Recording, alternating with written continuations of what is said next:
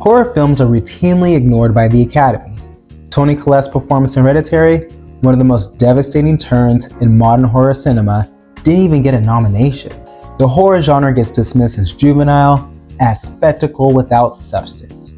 But sinners defied those odds. Ryan Coogler's vampire film raked in over $368 million worldwide, became a critical darling, and generated serious Oscar buzz in a genre the Academy pretends doesn't exist. So the question is, how did Coogler make a vampire movie the Academy couldn't ignore?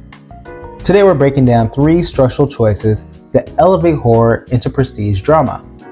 World building that earns the scares by delaying the monster. A midpoint that functions as a genre switch, recontextualizing everything before it.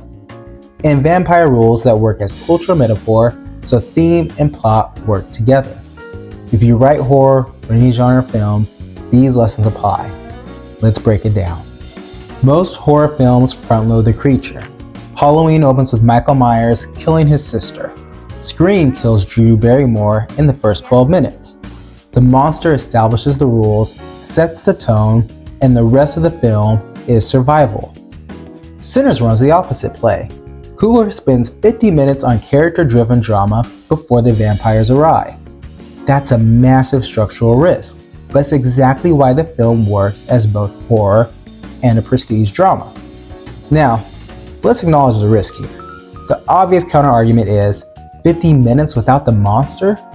Audiences will get bored. They came for vampires, not a period of drama about bootlegging, and that's a valid concern. If the character drama doesn't earn our investment, the delay feels like a betrayal of genre expectations. The film risks losing the horror audience who want scares, and also risks losing the prestige audience who might dismiss it as just another vampire movie. Here's the craft lesson. Delay the monster, but you have to earn that delay by building what the characters have to lose. So let's look at the characters' wants that build the world. Smoke, one of the twins, wants family and roots. He left Mississippi for Chicago, tried to assimilate into Capone's world, and it didn't work. He felt alienated, othered. Coming home to open the juke joint is his attempt to build something that belongs to him, to his community, something that he doesn't have to compromise to maintain. Stack, the other twin, wants power and respect. He's more impulsive, more willing to take shortcuts. He sees the juke joint as a stepping stone, a way to carve out influence in a world designed to crush him. That tension between the twins, roots versus ambition, community versus individualism, is the emotional core of the first half. Then there's Sammy, the musician. He's torn between earthly ambition and his father's worrying about selling out. He wants to leave Mississippi, travel, play music for a bigger audience, but his father warns him that yearning for these pleasures will lead to his downfall, that the world will take what's pure about his music and corrupt it for profit. These aren't random character beats. They're all connected to the central theme, cultural roots versus assimilation. The juke joint becomes the physical embodiment of that theme. It's a space where Black culture can exist on its own terms, without compromise. That's why a violation matters.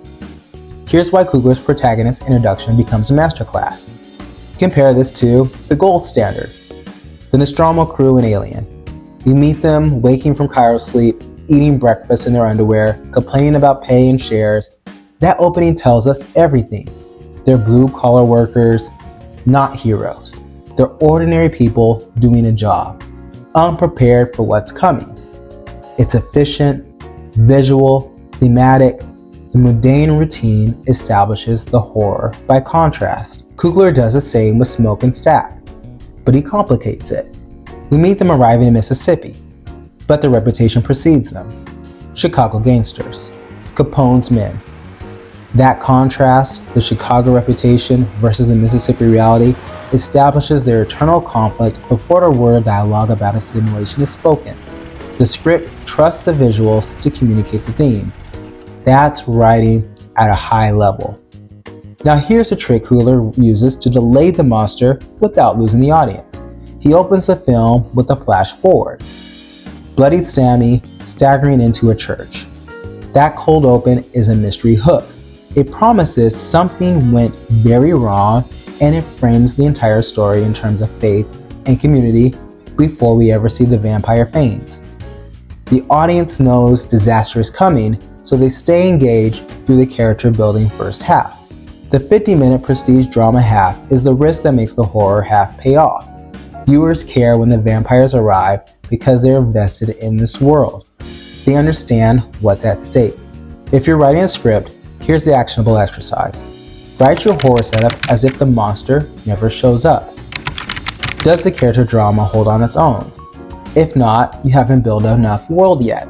The monster should be the pressure test, not the entire point. Once Coogler builds a sanctuary, he uses the midpoint to violate it. And that violation is where the structure becomes brilliant. The one-take juke joint sequence is Coogler's thematic high point. Sammy's guitar wails, the party erupts into something dreamlike, ancestors dancing across time, blending blues with African rhythms and future echoes. It's euphoric, soul-stirring. Critics called it transcendent because it captures what the juke joint represents: Black cultural communion, a spiritual resistance against oppression through music and community. But let's talk about this visual language that makes this sequence work.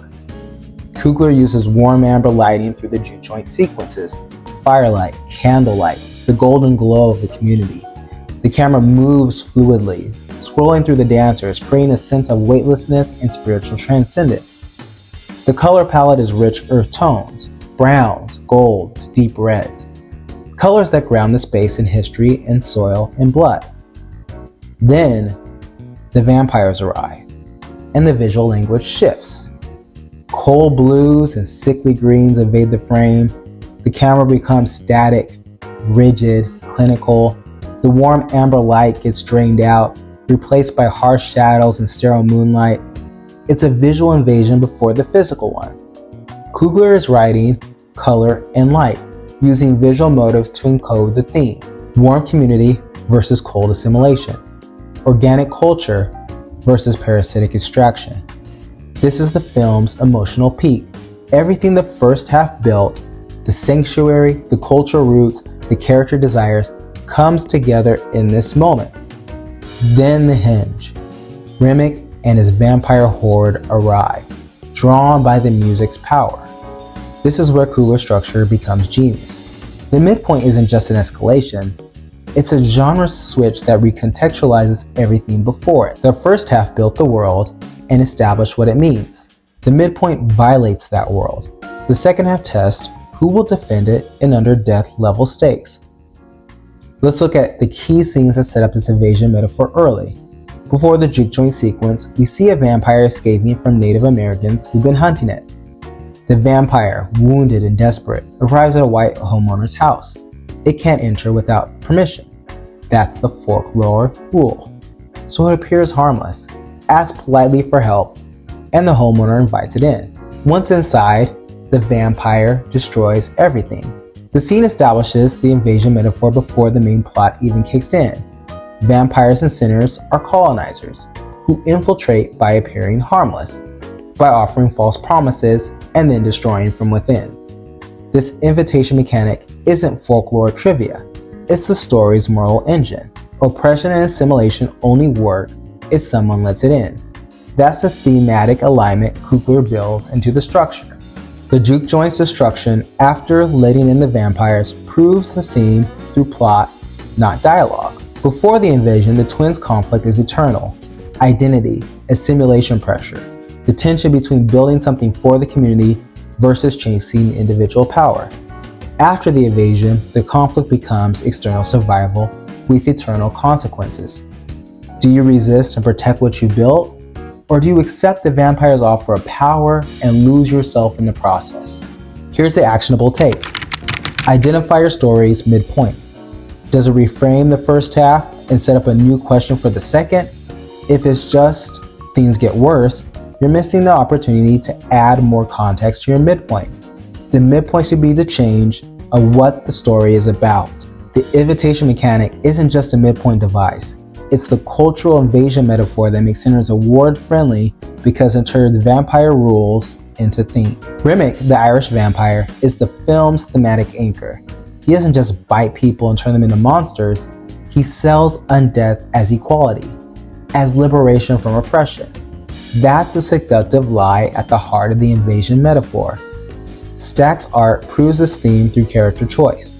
He succumbs to vampirism, seduced by the power it offers. He wants respect, influence, the ability to fight back against a world designed to crush him. The vampires offer liberation, but the cost is losing himself, losing his connection to community, losing everything that made him human. Smoke's arc runs the opposite direction. He rejects the liberation lie. His bond with Annie grounds him in love and community.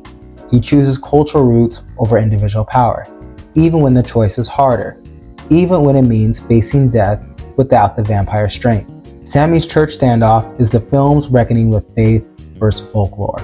He's a musician who's been warned his entire life that selling out will corrupt what's pure about him and his art. The vampires want his music, but they'll twist it, use it for their own purposes.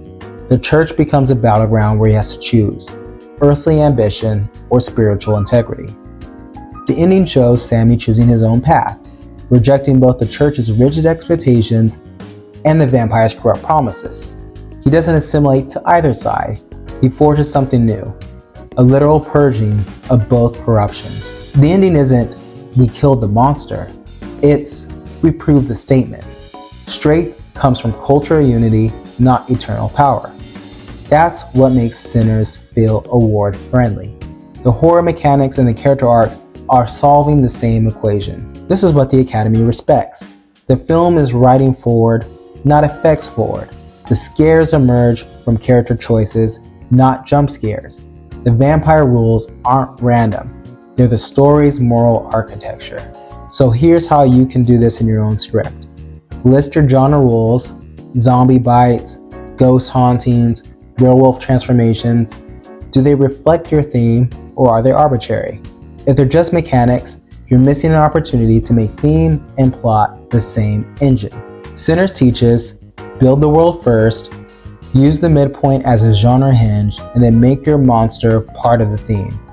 That's how you write horror the Academy can't ignore. So what's your favorite structural choice in Sinners? Drop it in the comments and then subscribe for more content and breakdowns.